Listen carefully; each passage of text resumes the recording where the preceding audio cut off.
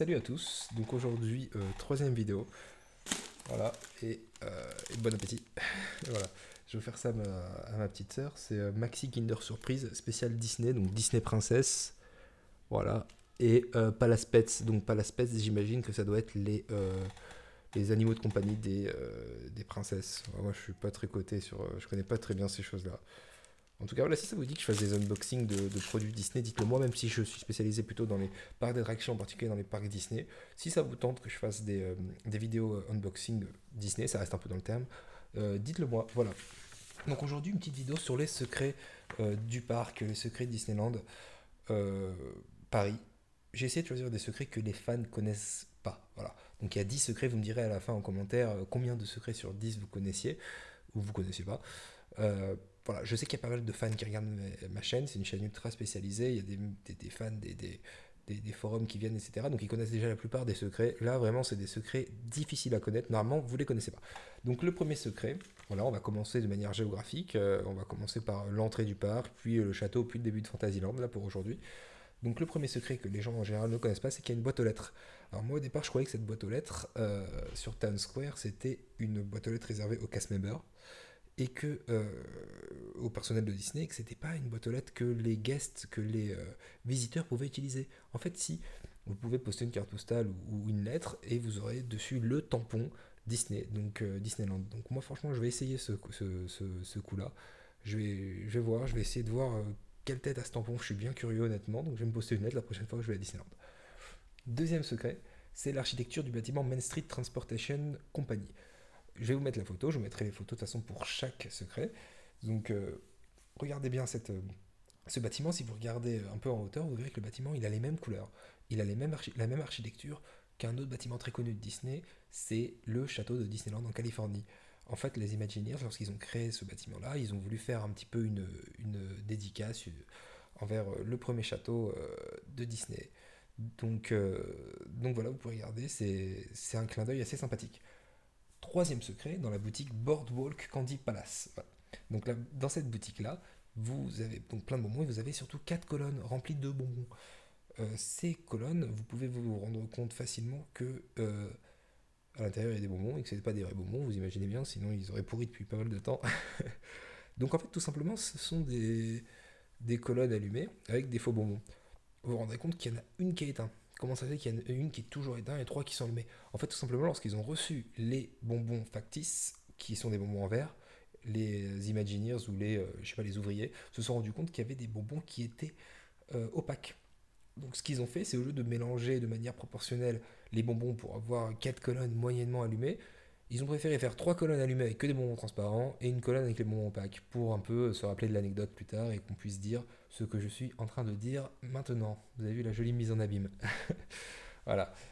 Quatrième secret, ça concerne les plaques d'égout de Main Street. Vous avez remarqué que ce pas les plaques d'égout classiques bien moches de l'île de France, c'est des plaques d'égout un peu à l'américaine. Effectivement, c'est des plaques d'égout de villes américaines qui ont été offertes par les pompiers. Donc il y a des plaques d'égout de New York, des plaques d'égout de Baltimore. Je vais vous mettre les photos de ces deux plaques d'égout. D'ailleurs, je crois que j'ai les photos de Baltimore et Chicago. Vous verrez, c'est pas New York, c'est Chicago.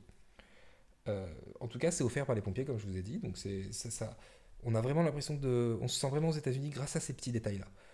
Maintenant, je vais vous parler en cinquième secret de la boutique Harrington. Donc la boutique Harrington, à l'intérieur, il y a une coupole magnifique avec des vitraux à l'intérieur. Vraiment, tout le monde la connaît cette coupole. Si vous mettez avec un ami à l'extrémité, l'un et l'autre aux deux extrémités de la coupole, vous pouvez vous parler et vous entendre. Donc en fait, il y a des propriétés acoustiques assez spéciales dans cette coupole. C'était fait par les Imagineers et c'est pour cette raison que d'ailleurs il y a des emplacements marqués au sol pour qu'on puisse bien se placer pour pouvoir profiter de cette propriété acoustique. Sixième secret, voilà. Donc le sixième secret concerne les lampadaires. Vous avez remarqué que les lampadaires de Main Street, ils sont magnifiques. C'est des lampadaires un peu du 19e siècle ou du 20e, je sais pas, je suis pas très spécialiste en électricité, mais ces lampadaires-là, c'est des lampadaires donc au gaz vraiment très beaux. Et dès qu'on arrive sur Central Plaza, on a des lampadaires un peu moches, là, les lampadaires ronds électriques. Mais les Imagineers, ils aiment bien le détail. Alors qu'est-ce qu'ils ont fait? Dès qu'on passe aux lampadaires électriques, ils ont mis, si vous voulez, une rue qui s'appelle la rue Edison. Et Edison, c'est le créateur, de l'inventeur, si vous voulez, des lampes, des ampoules électriques. Voilà pour le petit détail. Donc maintenant, on arrive au septième secret, voilà. Et c'est là, on arrive au château. Voilà. Donc j'ai trouvé 2 secrets dans le château qui sont vraiment que peu de gens connaissent. Il y a un secret que tout le monde connaît, c'est qu'il y a les 2 gardes endormis à l'étage. Ces 2 gardes, si vous les prenez en photo, vous allez vous rendre compte que un a les yeux bleus avec le flash et que l'autre a les yeux rouges. Pourquoi? Tout simplement, c'est parce que euh, les fées, vous savez, les fées de l'histoire, ne se souviennent, n'arrivent pas à se mettre d'accord sur la couleur. C'est la fameuse histoire de la Belle au bois dormant. On va y revenir d'ailleurs à ces faits-là pour le dixième secret. Donc le secret numéro 8 concerne 2 tours du château. Donc il y a 2 tours du château qui sont complètement dorés. Alors ça on peut pas le voir, on peut pas s'en rendre compte sans faire des zooms, avoir une caméra de malade. Je sais même pas si c'est possible avec une caméra, mais en tout cas sur ces tours vous avez des escargots en or. Et en fait ces escargots ont été mis là pour faire un peu une dédicace à la gastronomie française. Euh, c'est euh, c'est unique dans le parc de Paris. Voilà. Ensuite, on rentre donc dans Fantasyland, on sort du château, et là, j'ai le neuvième secret. Alors, le neuvième secret, il est sympa, c'est que la plupart des gens pensent que l'épée d'Excalibur, alors c'est pas l'épée d'Excalibur. Si je ne m'abuse, c'est l'épée du rocher, parce que dans l'histoire d'Arthur, vous avez deux épées, l'épée d'Excalibur et l'épée du rocher. Donc là, c'est l'épée du rocher. Donc cette épée-là, la plupart des gens pensent qu'en fait, il y a juste un bout d'épée qui sort, et à l'intérieur, il n'y a rien, et elle est bloquée, et on ne peut pas la sortir. En fait, on peut la sortir. Et d'ailleurs, ça faisait partie d'une animation dans les années 2000. Je vais vous mettre la photo où on faisait monter un gamin avec Merlin l'Enchanteur, on lui permettait de sortir l'épée. Pourquoi on peut sortir l'épée? On peut sortir l'épée tout simplement parce qu'en fait elle est aimantée. Il y a un gros aimant en dessous qui maintient l'épée. Et si on retire les membres, on peut retirer l'épée tout simplement. Ensuite, maintenant, le dixième et dernier secret, c'est dans la confiserie des 3 fées. Si vous regardez bien la cheminée, vous regardez bien l'intérieur, il y a les 3 petites fées en un peu écran LCD si vous voulez. C'est assez joli à voir. Je vais vous mettre la photo. Les 3 fées, c'est Pimprenelle. Alors attends, je vais essayer de les retrouver sans regarder mon papier, parce que c'est noté sur mon papier. C'est Pimprenelle, voilà, Flora et Pâquerette. J'ai pas trouvé les 2 autres noms, je les oublie tout le temps. Je suis pas un spécialiste des princesses Disney, je vous le dis franchement. Ça faut plutôt me demander à mes 2 petites sœurs. Donc, euh, donc voilà pour le dixième secret. Dites-moi en commentaire combien de secrets vous connaissiez sur ces 10 là. Sur ces 10 là, voilà, pardon.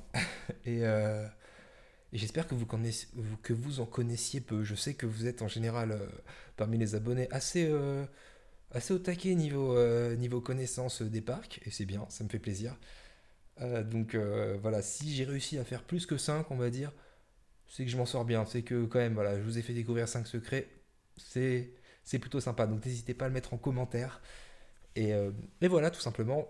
Je voulais aussi vous remercier pour ceux qui se sont abonnés. Honnêtement, j'ai déjà pas mal d'abonnés, pas mal de pouces bleus, de commentaires, etc. Ça fait super plaisir. C'est vraiment sympathique de votre part. Donc continuez à me soutenir. Ça me pousse à faire des vidéos plus souvent.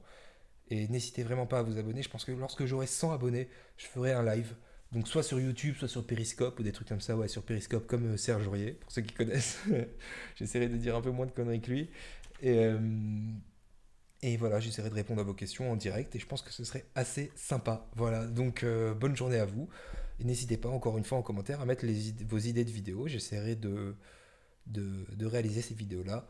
Ça pourrait être sympa. Voilà, bonne journée à vous.